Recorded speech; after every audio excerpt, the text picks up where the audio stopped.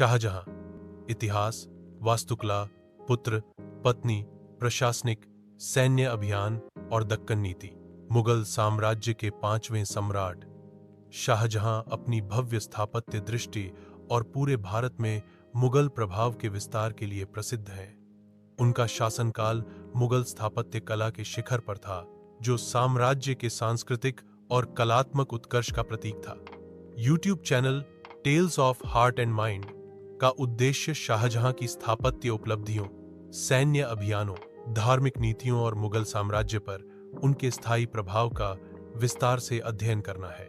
शाहजहां के बारे में 1627 में सम्राट जहांगीर की मृत्यु के बाद उत्तराधिकार के लिए एक संक्षिप्त संघर्ष हुआ, जिसका अंत 1628 में शहजादा खुर्रम के सम्राट शाहजहां के रूप में मुगल सिंहासन पर बैठने के साथ हुआ। 2. अपनी भव्य स्थापत्य विरासत और सैन्य कौशल के लिए प्रसिद्ध शाहजहां ने उस काल का शासन किया जिसे अक्सर मुगल साम्राज्य का स्वर्ण युग कहा जाता है। 3. उनके शासनकाल में जो वैभव और समृद्धि से चिह्नित था, मुगल वास्तुकला और कला को नई ऊंचाइयों पर पहुंचाया और आज भी प्रसिद्ध प्रतिष्ठित संरचनाएं और स्मारक छोड़े। 4. शाहजहां 1628 से 1658 तक भारत के 5वें मुगल सम्राट थे। उनका जन्म 5 जनवरी 1592 को लाहौर में और मृत्यु 22 जनवरी 1666 को आगरा में हुई थी। वे मुगल सम्राट जहांगीर और राजपूत राजकुमारी मनमती जगत गोसाइन के तीसरे पुत्र थे। 5. राजकुमार खुर्रम के रूप में वे जहांगीर के शासनकाल के दौरान प्रभावशाली नूरजहां गुट में शामिल हो गए। 1622 में खुर्रम ने जहांगीर के विरुद्ध विद्रोह किया, लेकिन उत्तराधिकार प्राप्त करने में असफल रहे। बाद में उन्होंने जहांगीर के साथ समझौता कर लिया। 1627 में 1627 में जहांगीर की मृत्यु के बाद नूरजहां के भाई आसफ खान ने फरवरी 1628 में आगरा में शाहजहां को सम्राट के रूप में स्थापित करने में सहायता की। सिंहासन पर बैठने के बाद उन्होंने प्रतिष्ठित उपाधि शाहजहां बहादुर धारण की। शाहजहां नाम फारसी शब्द से आया है, जिसका अर्थ है विश्व का राजा। शाहजहां का इतिहास 1. मुगल साम्राज्य के स्वर्ण युग के रूप में प्रसिद्ध उनके शासनकाल की विशेषता सांस्कृतिक समृद्धि, महत्वपूर्ण स्थापत्य कला में प्रगति और विशाल सैन्य अभियान थे। 2. शाहजहां को मुगल वास्तुकला में उनके अभूतपूर्व योगदान के लिए याद किया जाता है, जिसमें उनकी पत्नी मुमताज महल की स्मृति में बनवाया गया विश्व प्रसिद्ध ताजमहल भी शामिल है। 3. उनके प्रशासन ने साम्राज्य की केंद्रीय सत्ता को मजबूत किया, जबकि उनकी सैन्य विजयों ने दक्कन में क्षेत्रों को सुरक्षित किया और साम्राज्य की सीमाओं को बनाए रखा। 4. हालांकि उनके अंतिम वर्ष उनके पुत्रों के बीच एक क्रूर उत्तराधिकार संघर्ष से प्रभावित रहे, जिसके कारण उनके पुत्र औरंगजेब ने उन्हें कारावास में डाल दिया, जो अंततः उनका उत्तराधिकारी बना। शाहजहां की स्थापत्य उपलब्धियां। शाहजहां का शासनकाल मुगल स्थापत्य कला में उनके योगदान के लिए सबसे ज्यादा याद किया जाता है, जो इस काल में अपने चरम पर पहुंच गया था। 2. उन्होंने कई ऐसी संरचनाएं बनवाईं जो मुगल शैली की भव्यता और परिष्कार को प्रदर्शित करती थीं, जिनमें फारसी और भारतीय स्थापत्य तत्वों का सम्मिश्रण था। 3. उल्लेखनीय संरचनाओं में उनकी प्रिय पत्नी मुमताज महल की स्मृति में निर्मित ताजमहल, दिल्ली का लाल किला, दीवान ए आम, दीवान ए खास, जामा मस्जिद, शीश महल और मोती मस्जिद शामिल है। 4. उनकी स्थापत्य परियोजनाओं में समरूपता, जटिल जड़ाऊ कार्य और भव्यता पर जोर दिया गया, जिसने भारत में बाद के स्थापत्य प्रयासों के लिए एक मानक स्थापित किया। शाहजहां स्थापत्य कला। शाहजहां का शासनकाल मुगल स्थापत्य कला में अपने स्मारकीय योगदान के लिए प्रसिद्ध है, जो उनके शासनकाल के दौरान अपने चरम पर पहुंच गया। उन्होंने कई प्रतिष्ठित संरचनाओं का निर्माण करवाया, जिनमें फारसी और भारतीय स्थापत्य शैलियों का सहज मिश्रण था और मुगल सौंदर्यबोध की उत्कृष्टता का अद्भुत संगम था। मुगल साम्राज्य का स्थापत्य शिखर। शाहजहां के शासनकाल में मुगल साम्राज्य की स्थापत्य प्रतिभा चरम पर थी। 1631 में शाहजहां ने अपनी पत्नी मुमताज महल अर्जुमंद बानो बेगम के सम्मान में ताजमहल का निर्माण शुरू किया, जो 1648 में पूरा हुआ। ताजमहल के मुख्य वास्तुकार उस्ताद ईसा मोहम्मद इफेंडी थे, जबकि गुंबद का डिजाइन इस्माइल खान ने तैयार किया था। उन्होंने लाहौर में प्रसिद्ध शालीमार बाग का भी निर्माण कराया। मस्जिद निर्माण। शाहजहां के काल में मस्जिद निर्माण में उल्लेखनीय वृद्धि देखी गई, जिसमें कुछ उल्लेखनीय परियोजनाएं इस प्रकार हैं। आगरा में मोती मस्जिद पूरी तरह से सफेद संगमरमर से बनी है। आगरा में शीश महल और मुसम्मन बुर्ज। दिल्ली में जामा मस्जिद का निर्माण लाल बलुआ पत्थर से किया गया था। किला निर्माण। शाहजहां के शासनकाल में किला निर्माण का भी चरमोत्कर्ष रहा, विशेष रूप से दिल्ली का लाल किला, जिसमें रंग महल, दीवान आम और दीवान खास जैसी प्रमुख संरचनाएं थीं। दिल्ली के लाल किले में दीवान खास निजी श्रोताओं का कक्ष या मंत्रियों का कक्ष में स्थित प्रसिद्ध मयूर सिंहासन शाहजहां के लिए बनवाया गया था। शाहजहानाबाद की स्थापना। शाहजहां ने शाहजहानाबाद, जिसे अब पुरानी दिल्ली के नाम से जाना जाता है, को मुगल साम्राज्य की नई राजधानी के रूप में स्थापित किया। शाहजहां की साहित्यिक कृतियां। इनायत खान ने शाहजहांनामा की रचना की, जो शाहजहां के शासनकाल का एक विस्तृत लेकिन बिना चित्रों वाला वृत्तांत है। दरबारी इतिहासकार अब्दुल हमीद लाहौरी ने बादशाहनामा लिखा, जो शाहजहां के शासनकाल के आधिकारिक इतिहास का एक सचित्र संग्रह है। शाहजहांनामा, जो शाहजहां के शासनकाल के आरंभिक काल का वृत्तांत है, और इनायत खान द्वारा रचित शाहजहांनामा, जो सम्राट की जीवनी है, शामिल है। ये वृत्तांत 17वीं शताब्दी के दौरान मुगल साम्राज्य का बहुमूल्य ऐतिहासिक विवरण प्रदान करते हैं। प्रमुख लेखक और कार्य। अब्द अल हामिद लाहौरी। वे बादशाहनामा सम्राटों की पुस्तक लिखने के लिए प्रसिद्ध है, जो शाहजहां द्वारा अपने शासनकाल, विशेषकर अपने प्रारंभिक वर्षों का वृत्तांत लिखने के लिए बनवाया गया एक ऐतिहासिक वृत्तांत है। इनायत खान। इनायत खान ने शाहजहांनामा लिखा, जो मुगल सम्राट शाहजहां की जीवनी है। यह ग्रंथ 17वीं शताब्दी के मुगल भारत में उनके शासनकाल की घटनाओं का विवरण देता है। शाहजहां प्रशासन। शाहजहां के प्रशासन में विभिन्न पहलुओं में महत्वपूर्ण सुधार हुए, जिनमें जागीरदारी संकट और भूमि की कमी के कारण मनसबदारी व्यवस्था में परिवर्तन शामिल थे।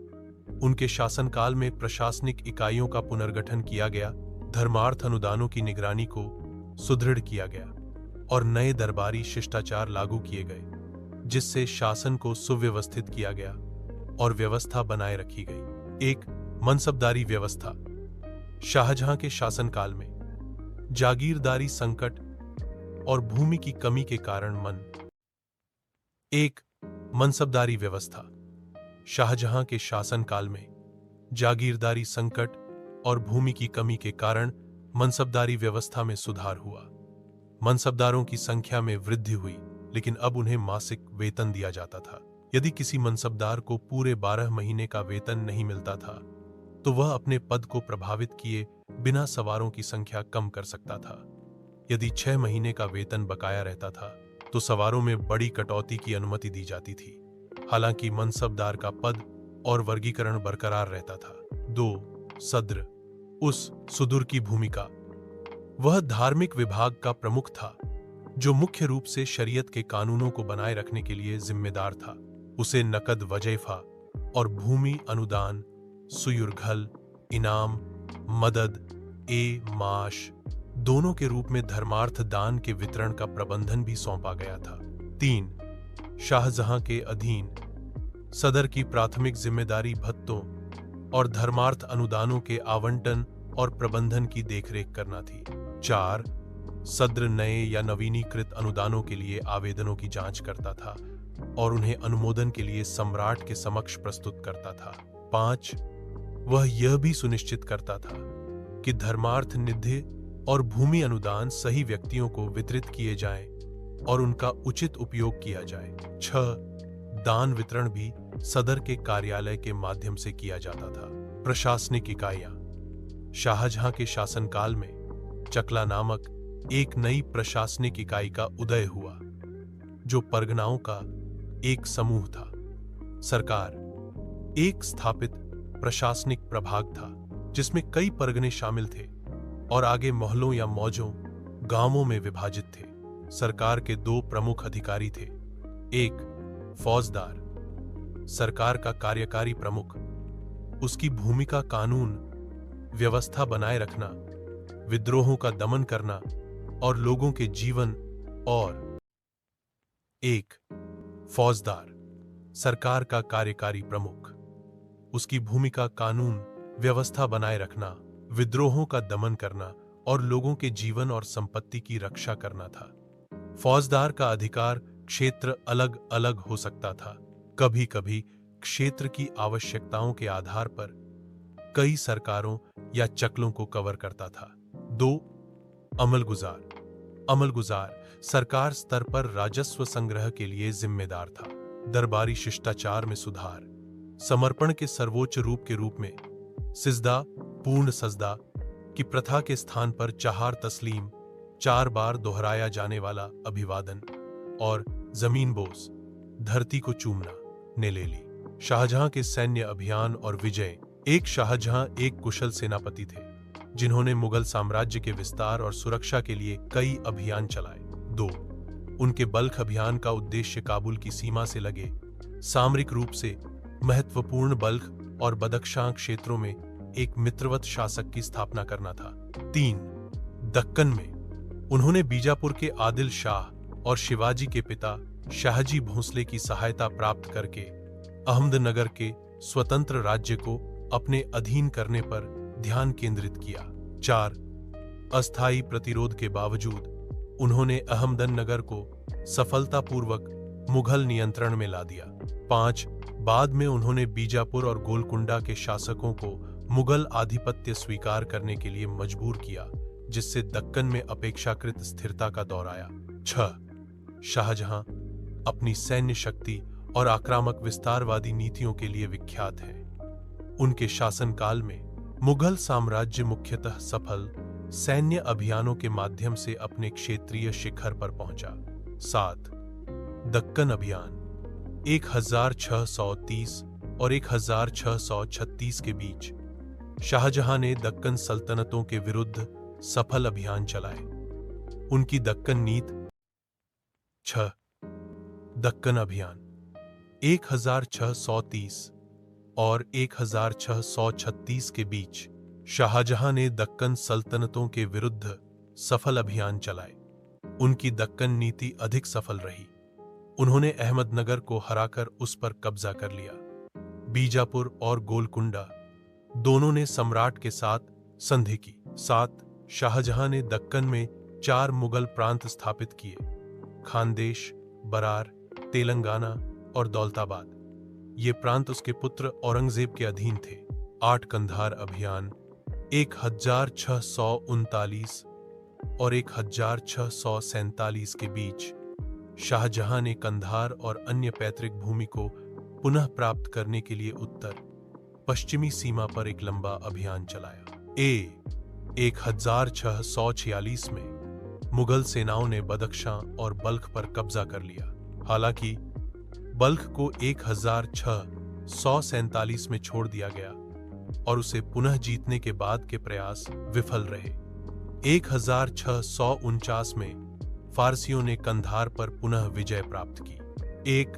शाहजहां को अपनी महत्वाकांक्षा की निरर्थकता का एहसास हुआ और उसने युद्ध करना छोड़ दिया। सिख विद्रोह। गुरु हरगोबिंद के नेतृत्व में सिखों ने विद्रोह किया और इसके जवाब में शाहजहां ने उनके विनाश का आदेश दिया। गुरु हरगोबिंद ने अमृतसर, करतारपुर, रोहिल्ला और लाहिड़ा के युद्धों में मुगल सेना को पराजित किया। 2. पुर्तगालियों के साथ युद्ध। पुर्तगालियों ने अपने वायसराय के अधीन गोवा पर नियंत्रण किया और बंगाल के हुगली में उनकी मुख्य बस्ती थी। शाहजहां ने बंगाल के मुगल गवर्नर को उन्हें हुगली से खदेड़ने का आदेश दिया। लगभग 200 पुर्तगालियों ने वहां लगभग 600 भारतीय दासों को बंदी बना रखा था और उनमें से कई को ईसाई धर्म अपनाने के लिए मजबूर किया। 4. इसके अतिरिक्त गोवा के पुर्तगाली तोपचियों ने मुगलों के विरुद्ध बीजापुर की सेना का समर्थन किया था। एक मजबूत रक्षा के बावजूद पुर्तगाली शीघ्र ही पराजित हो गए। शाहजहां की धार्मिक नीतियां। एक शाहजहां एक कट्टर सुन्नी मुसलमान थे और उनके प्रारंभिक शासनकाल में रूढ़िवादी नीतियां प्रचलित थीं, जिनमें हिंदू मंदिर निर्माण पर प्रतिबंध और हिंदुओं पर तीर्थ यात्रा कर लगाना शामिल था। 2. शुरुआत में उन्होंने असहिष्णुता दिखाई, लेकिन समय के साथ उनका रुख नरम पड़ गया, संभवतः उनके प्रिय पुत्र दारा शिकोह और उनकी पुत्री जहांआरा के उदार विचारों से प्रभावित होकर। 3. उन्होंने कविंद्र सरस्वती और सुंदर दास सहित हिंदू विद्वानों को संरक्षण देना शुरू किया और हिंदू ग्रंथों के फारसी में अनुवाद का समर्थन किया। 4. यह बदलाव धार्मिक सहिष्णुता की ओर उनके कदम को दर्शाता है, हालांकि उनकी प्रारंभिक नीतियों ने गैर मुसलमानों में कुछ असंतोष पैदा किया था। 5. शाहजहां के शासनकाल के दौरान इस्लाम के प्रति उनके लगाव के कारण दरबारी समारोहों में इस्लामी भावना का अधिक समावेश था। इस्लामी त्योहार अधिक जोश के साथ मनाए जाते थे। ईद, शब ए बारात, रजब, मुहर्रम और रबी उल अव्वल जैसे त्योहारों को बड़े पैमाने पर मनाया जाता था और उलेमाओं और सूफियों को धन वितरित किया जाता था। शाहजहां ने मक्का की तीर्थ यात्रा की देखरेख के लिए मीर ए हज को नियुक्त किया। शाहजहां के यूरोपीय व्यापारियों से संबंध। शाहजहां के शासनकाल में मुगल साम्राज्य का यूरोपीय व्यापारियों के साथ संपर्क बढ़ा। हालांकि पुर्तगालियों को शुरू में बंगाल में व्यापारिक अधिकार प्राप्त थे, लेकिन उनके द्वारा भारी कर लगाने और दास व्यापार में शामिल होने के कारण तनाव पैदा हो गया।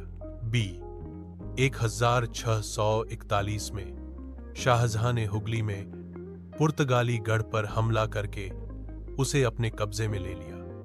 इस बीच डच और अंग्रेजी ईस्ट इंडिया कंपनियों ने भारत में अपने व्यापार का विस्तार गढ़ पर हमला करके उसे अपने कब्जे में ले लिया।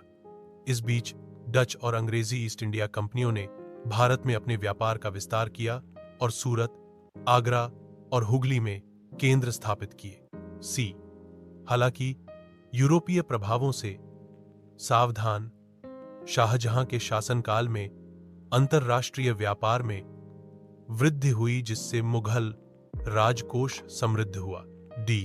शुरुआत में पुर्तगालियों को बंगाल में व्यापारिक विशेषाधिकार प्राप्त थे, हालांकि उनके शोषणकारी व्यवहार जैसे भारी कराधान और दास व्यापार में भागीदारी ने मुगल साम्राज्य के साथ बढ़ते तनाव को जन्म दिया। इन तनावों के जवाब में शाहजहां ने 1641 में एक सैन्य अभियान शुरू किया और हुगली में पुर्तगाली गढ़ पर कब्जा कर लिया। पुर्तगालियों के साथ संघर्ष बढ़ने पर डच और अंग्रेजी ईस्ट इंडिया कंपनियों ने अपने व्यापारिक नेटवर्क का विस्तार करने के लिए इस स्थिति का लाभ उठाया। उन्होंने सूरत, आगरा और हुगली जैसे महत्वपूर्ण शहरों में प्रमुख व्यापारिक केंद्र स्थापित किए, जिससे भारत में उनकी उपस्थिति मजबूत हुई। शाहजहां का सांस्कृतिक संरक्षण। शाहजहां का दरबार एक सांस्कृतिक केंद्र बन गया, जहां सभी धर्मों के कवि, संगीतकार, नर्तक और चित्रकार आते थे। उनके कवि, पुरस्कार विजेता कलीम और भारत तथा फारस के कलाकारों को उनके शासन में संरक्षण प्राप्त हुआ। उनके सबसे बड़े पुत्र दारा शिकोह ने सांस्कृतिक गतिविधियों में महत्वपूर्ण भूमिका निभाई। उन्होंने उपनिषदों का फारसी में अनुवाद किया और मजमा उल बहरीन की रचना की, जो इस्लाम और हिंदू धर्म के बीच सामंजस्य स्थापित करने की उनकी खोज को दर्शाती है। 3. शाहजहां का दरबार कलात्मक अभिव्यक्ति का एक संगम था, जिसने रचनात्मकता को प्रोत्साहित किया,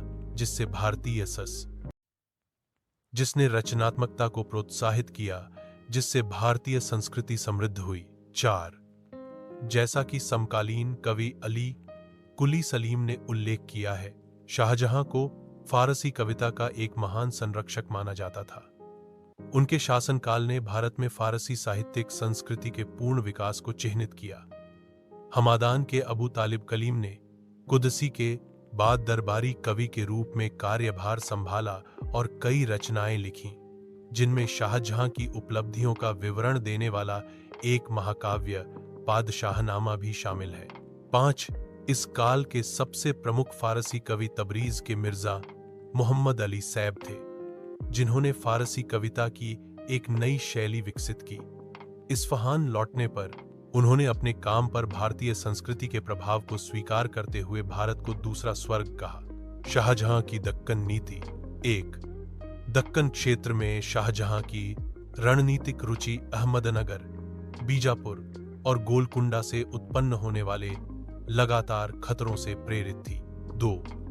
उसके दृढ़ अभियानों के परिणाम स्वरूप अहमदनगर पर कब्जा हुआ और 1636 में बीजापुर और गोलकुंडा के साथ संधियां हुईं, जिससे पूरे दक्कन में मुगल प्रभुत्व को प्रभावी रूप से मान्यता मिली। 3. इन संधियों ने मुगल साम्राज्य के लिए अपेक्षाकृत शांतिपूर्ण दक्कन सुनिश्चित किया, जिससे शाहजहां को पूरे भारत में अपनी शक्ति को मजबूत करने में मदद मिली। उत्तराधिकार का युद्ध। 1. जैसे जैसे शाहजहां की उम्र बढ़ती गई, उसके 4 बेटों दारा शिकोह, शुजा, औरंगजेब और मुराद के बीच उत्तराधिकार का एक भीषण युद्ध छिड़ गया। 2. शाहजहां दारा शिकोह का पक्षधर था, लेकिन 1657 में जब वह बीमार पड़ा तो उसके बेटों ने गद्दी के लिए होड़ लगा दी। एक कुशल सैन्य रणनीतिकार और कूटनीतिज्ञ औरंगजेब ने 1658 में सामूगढ़ के युद्ध में दारा को हराने के लिए मुराद के साथ गठबंधन किया। 3. जीत हासिल करने के बाद औरंगजेब ने अपने पिता को आगरा के किले में कैद कर दिया और अपने भाइयों को मौत के घाट उतार दिया। अंततः गद्दी हथियाली। शाहजहां 1666 में अपनी मृत्यु तक किले में ही कैद रहा। 4. शाहजहां के शासनकाल में मुगल उत्तराधिकार का युद्ध उसके 4 पुत्रों दारा शिकोह, शाह शुजा, औरंगजेब और मुराद बख्श के बीच एक सत्ता संघर्ष था। शाहजहां दारा शिकोह को अपना उत्तराधिकारी बनाना चाहता था, लेकिन उसके अन्य पुत्रों ने इसका विरोध किया। शाह शुजा ने खुद को बंगाल का राजा घोषित कर दिया, लेकिन दारा की सेनाओं से हार गया। 5. इस बीच औरंगजेब और मुराद ने गठबंधन किया और 1658 में सामूगढ़ के युद्ध में दारा को हरा दिया। इसके बाद औरंगजेब ने शाहजहां को कैद कर लिया। 6. इसके बाद औरंगजेब ने मुराद पर हमला किया और उसे मरवा दिया, जबकि शुजा भाग गया और उसकी हत्या कर दी गई। दारा को 1659 में बंदी बना लिया गया और उसे मार डाला गया, जिससे औरंगजेब मुगल साम्राज्य का एकमात्र शासक बन गया। शाहजहां के शासनकाल का मूल्यांकन। 1. शाहजहां का शासनकाल वैभव और कला एवं स्थापत्य कला में अभूतपूर्व उपलब्धियों से भरा रहा, जिसने मुगल साम्राज्य के स्वर्ण युग में योगदान दिया। 2. उनके शासन ने शांति और समृद्धि लाई, व्यापार और सांस्कृतिक आदान प्रदान को बढ़ावा दिया, जिससे साम्राज्य समृद्ध हुआ। 3. हालांकि स्थापत्य परियोजनाओं पर उनके अत्यधिक खर्च और महंगे सैन्य अभियानों ने साम्राज्य की वित्तीय स्थिति को प्रभावित किया, जिससे उनके उत्तराधिकारियों के सामने आने वाली चुनौतियों का पूर्वाभास हुआ। 4. इन समस्याओं के बावजूद शाहजहां की विरासत आज भी कायम है और इन समस्याओं के बावजूद शाहजहां की विरासत आज भी कायम है और भारत की स्थापत्य विरासत में उनका योगदान विस्मयकारी है। 5. शाहजहां के शासनकाल को अक्सर वैभव का काल माना जाता है, जो कला और स्थापत्य कला में उल्लेखनीय उपलब्धियों से चिह्नित है, जिसने इसे मुगल साम्राज्य के स्वर्ण युग का एक निर्णायक काल बना दिया। उनके नेतृत्व ने स्थिरता और आर्थिक विकास लाया, व्यापार और सांस्कृतिक संबंधों को बढ़ावा दिया, जिससे साम्राज्य अत्यधिक समृद्ध हुआ। 6. हालांकि भव्य स्थापत्य परियोजनाओं और महंगे सैन्य उपक्रमों पर उनके अत्यधिक खर्च ने साम्राज्य के वित्तीय संसाधनों पर दबाव डाला, जिससे उनके उत्तराधिकारियों के अधीन आने वाली कठिनाइयों का मार्ग प्रशस्त हुआ। निष्कर्ष: अंततः शाहजहां का शासनकाल मुगल साम्राज्य में वैभव और सांस्कृतिक उत्कर्ष का काल था, जो स्थापत्य कला के अद्भुत नमूने, सांस्कृतिक संरक्षण और रणनीतिक सैन्य अभियानों से स्पष्ट होता है। उनके शासन ने भारतीय इतिहास पर एक अमिट छाप छोड़ी, जिससे वे मुगल वंश के सबसे प्रसिद्ध सम्राटों में से एक बन गए। Shahjahan UPSC PYQs Quana, who among the following Mughal emperors shifted emphasis from illustrated manuscripts to album and individual portraits? UPSC Prelims 2019. Humayun, Bakbar, Jahangir Desha, Jahan. Right answer. CA Q2. Who was Shah Jahan? Q3. What is the most famous architectural masterpiece associated with Shah Jahan? Q4. Who was the most prominent Persian poet during Shah Jahan's reign? Q5. Who became the next Mughal emperor after Shah Jahan? Q6. What led to the decline of Shah Jahan's reign? BY YouTube Tales of Heart Me.